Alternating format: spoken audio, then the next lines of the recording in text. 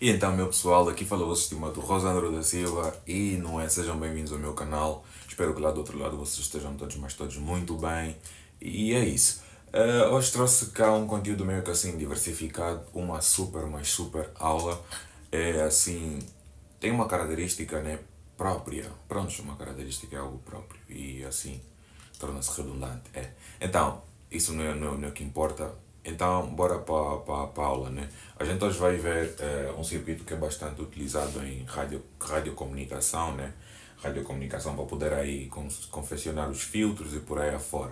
A gente vai ver um circuito com autoindução e resistência. Esse circuito consiste basicamente num indutor e num resistor e, claro, uma fonte de alimentação que vai gerar, não é, um sinal elétrico, né, que vai possuir uma certa frequência, que é justamente o nosso fator de interesse em termos técnicos. Então, o que é que a gente vai ter basicamente para um circuito com autoindução e resistência? Vai ter nada mais, nada menos do que isto.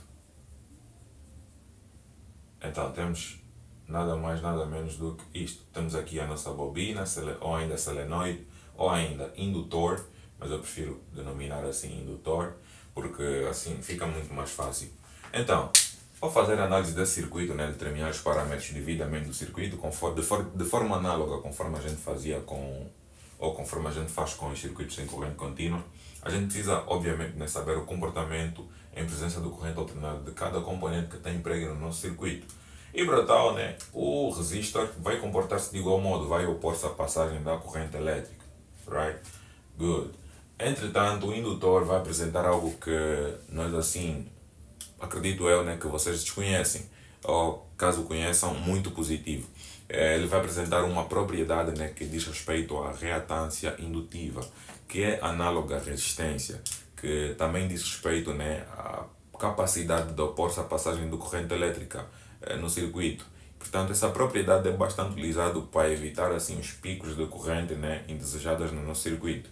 E isso é muito bom, é uma propriedade muito boa. Então, sem mais delongas, vamos lá partir para a análise. Ora bem, para esse circuito, algo que nós devemos ter em conta é que, obviamente, por ser tem fonte de tensão alternada, né, a gente vai ter uma certa frequência, right? E essa frequência vai ser igual nada mais, nada menos do que o inverso do período. Mas espera aí, Rosandro, o que é uma frequência? Ou então, o que é frequência? Ora bem, nós temos um sinal elétrico que normalmente é representado por uma onda, né, sinusoidal, ok, good. Então, o que é a frequência, Rosandro? A frequência nada mais é do que o número de ciclos que este meu sinal elétrico, ou a minha onda, né, vai conseguir encaixar em unidade de tempo. Em unidade de tempo. Então, esta é a minha frequência, o número de ciclos que um determinado sinal elétrico, né, vai conseguir encaixar em unidade de tempo. Ora bem, e o que é o meu período? Rosandro, não consegui perceber isso. O meu período é o tempo necessário, né, que a minha onda vai levar para poder fechar então um ciclo de onda. E é basicamente isso. Então o conceito é este, ok? Espero que realmente tenhas percebido. Se quiser faça um print aí rápido porque eu vou apagar. Ok, muito bem. Isso é uma super aula. Lembrando, espero que realmente estejam a pegar a ideia, né, até aqui mais ou menos. E ora bem, temos aqui já um parâmetro estabelecido. De igual modo que o período, né, é o inverso da frequência, naturalmente. É o inverso da frequência. Prontos. Entretanto, também, né, nós temos uma outra característica nesse mesmo circuito, que é a frequência angular, que é dada pelo produto, né, de 2 com π e a frequência. Prontos. A partir dessa equação, ou a partir dessa fórmula, né, a gente pode ver que a nossa frequência também pode ser nada mais, nada menos do que isto, right? Natural. Isso é algo muito básico, acredito, para vocês mesmo. Então, o assunto não termina aqui. Eu frisei bem no início que o indutor aqui vai apresentar uma característica que é a reatância indutiva, que é muito útil, né, em termos técnicos. Então, quem é essa reatância indutiva? Essa reatância indutiva nada mais é do que o produto da frequência angular com a indutância.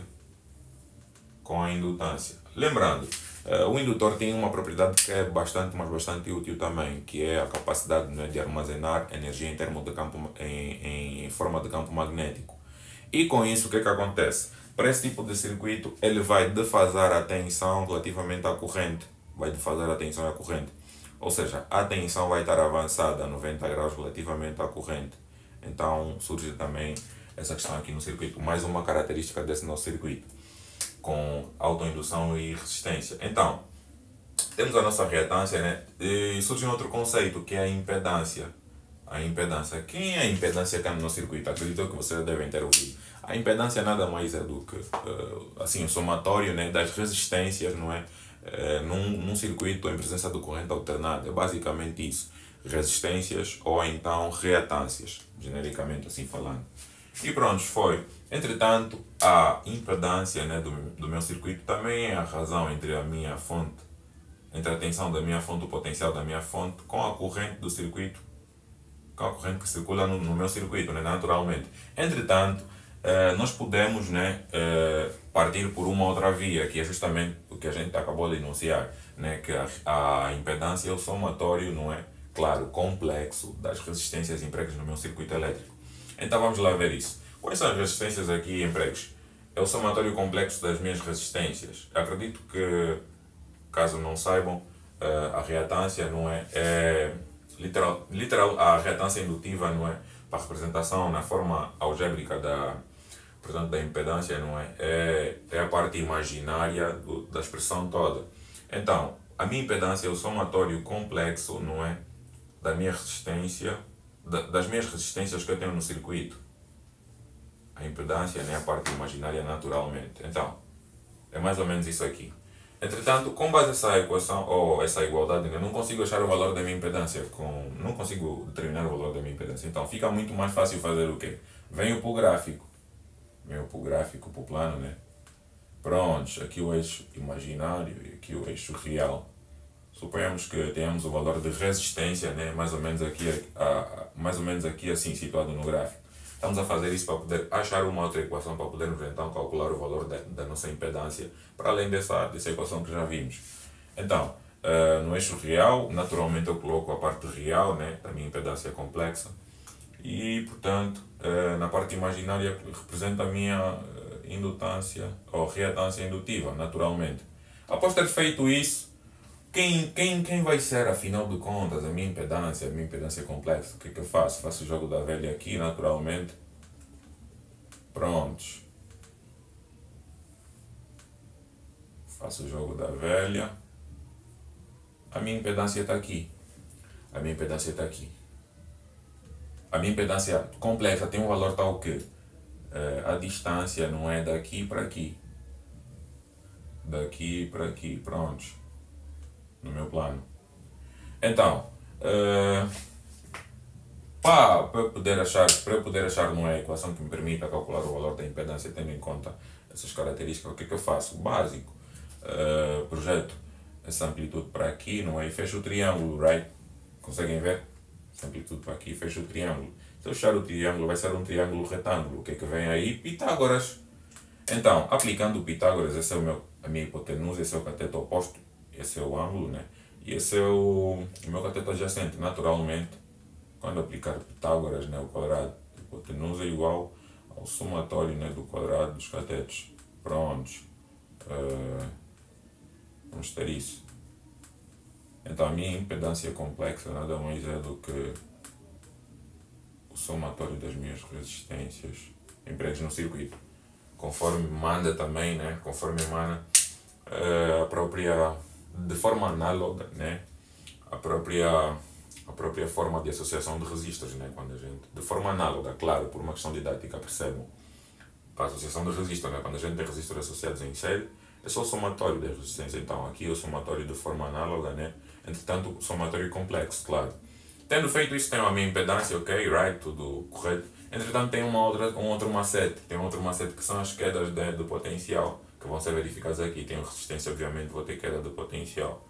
Então, a minha queda de potencial no resistor nada mais vai ser do que o produto da corrente com o valor de resistência, lei de Ohm básico.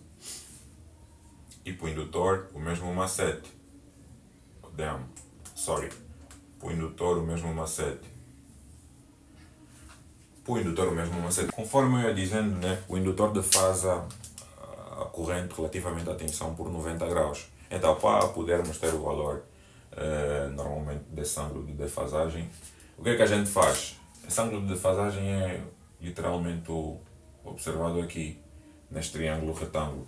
Então, é só pegarmos uma, assim, razão trigonométrica para podermos achar o valor deste ângulo. Então, vamos pegar literalmente a relação trigonométrica, né?